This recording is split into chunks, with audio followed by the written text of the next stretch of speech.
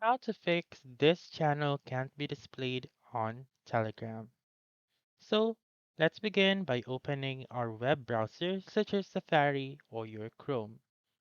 Once you have opened your web browser, then simply go to web.telegram.org and sign in with your Telegram account.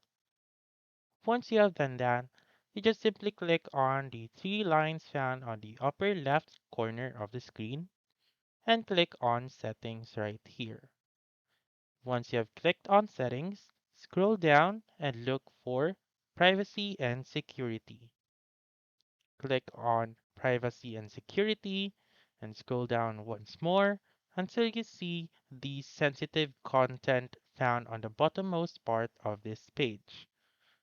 Once you have seen, once you have seen the sensitive content section, what you're going to do is to check this tick box on the leftmost part of Disable Filtering.